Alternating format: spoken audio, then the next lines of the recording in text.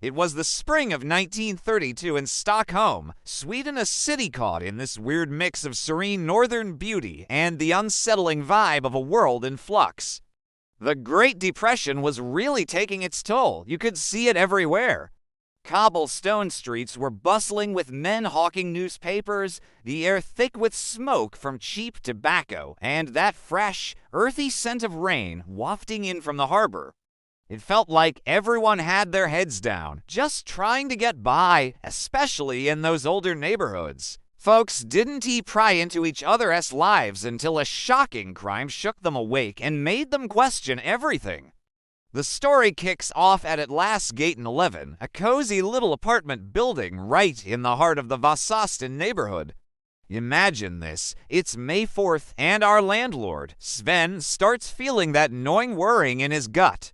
One of his tenants, Lily Lindström, hasn't been seen for days, which is totally out of character for her.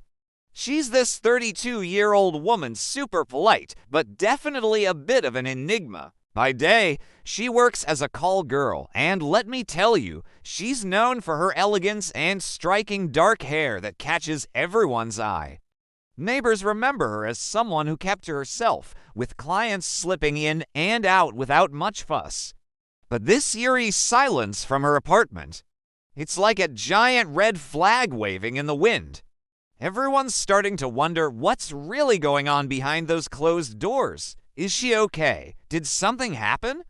The tension in the air is thick, and you can just feel the curiosity bubbling up among the residents. What's the story here? Sven decided to check on her. When he knocked, there was no answer. The door was locked from the inside. He fetched a spare key, hesitated for a moment, and stepped in. What he found inside would haunt him for the rest of his life. Lily was lying naked face down on her bed. The room was dim, the curtains drawn, the air heavy and stale. She'd been dead for several days. Her skin was pale, cold, and bloodless literally. Someone had beaten her over the head with a blunt object, killing her instantly. But that wasn't the part that froze the blood of every detective who later entered that apartment. Her body had been drained of blood, every drop. And on the small kitchen table nearby sat a coffee cup and a porcelain soup ladle, both stained with what appeared to be blood. It was one of the most horrifying scenes Stockholm police had ever seen. The newspapers would later call the killer the Atlas Vampire. Detectives quickly realized they were dealing with something more than a simple murder. The killer hadn't just taken Lily's life, he'd performed something ritualistic, almost methodical. The apartment showed no signs of forced entry, which meant Lily had likely known her killer and let him in willingly. Given her line of work, that wasn't surprising. What puzzled investigators was the sheer calm of the scene. There was no sign of struggle, no overturned furniture.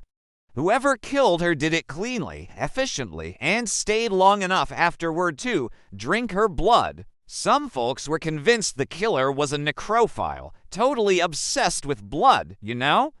It was like he was lost in some twisted fantasy.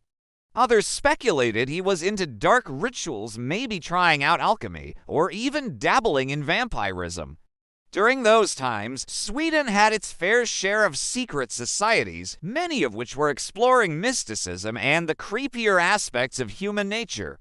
It's wild to think about the shadows lurking in society back then, right? It's wild to think none of them seemed capable of such a horrific act, or maybe they were just really good at keeping their secrets hidden.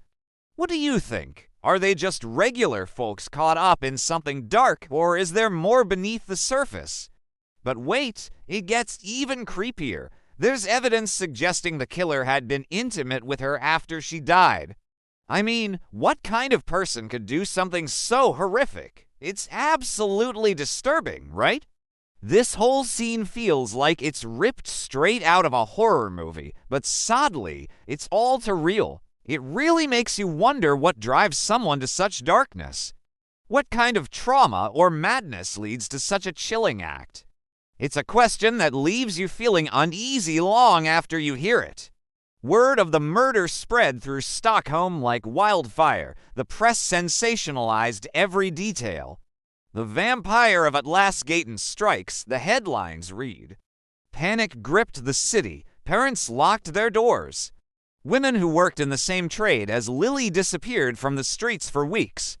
And the police, unprepared for something so grotesque, found themselves chasing shadows. Some folks were convinced the killer was a necrophile, totally obsessed with blood, you know? It was like he was lost in some twisted fantasy. Others speculated he was into dark rituals, maybe trying out alchemy, or even dabbling in vampirism. During those times, Sweden had its fair share of secret societies, many of which were exploring mysticism and the creepier aspects of human nature.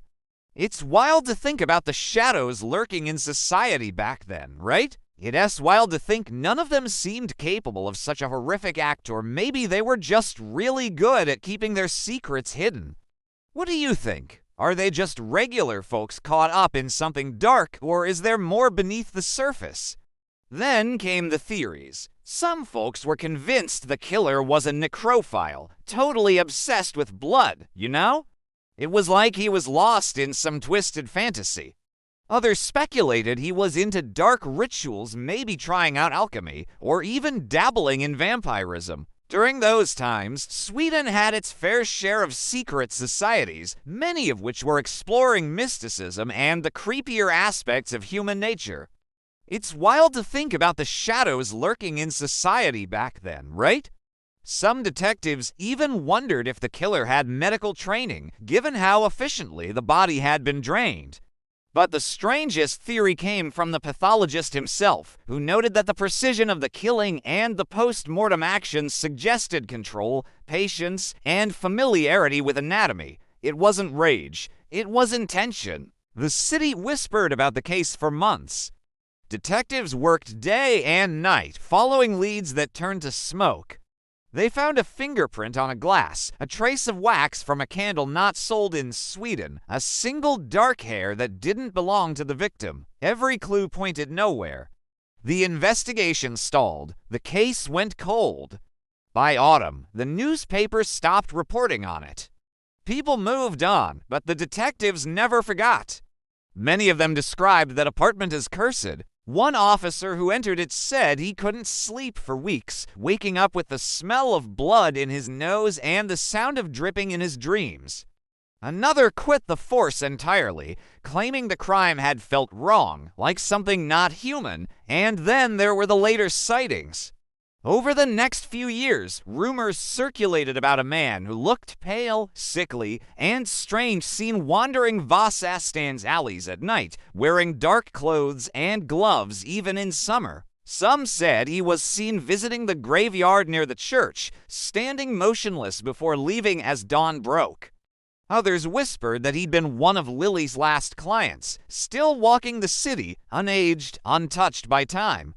No one ever identified the Atlas vampire. The case remains unsolved to this day, one of the most disturbing in Swedish history. The apartment where Lily was found has long since been renovated, rented out again and again, though tenants report odd sensations. Mirrors fogging for no reason, the faint sound of footsteps in the hall, the feeling of being watched in the kitchen at night. Some locals still say the air on Atlasgaten carries a chill even in summer, as though something there never left.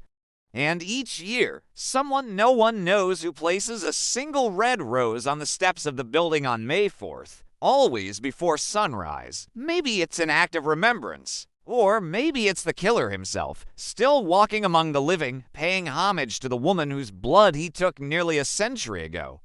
The case file remains open in name only. The evidence is long gone, the witnesses dead, the photographs faded.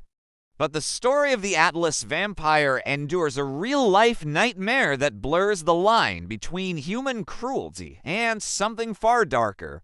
And if you ever find yourself walking down Atlasgaten late at night and you feel a cold breath brush your neck, don't look back. Some things in Stockholm's shadows are better left unseen.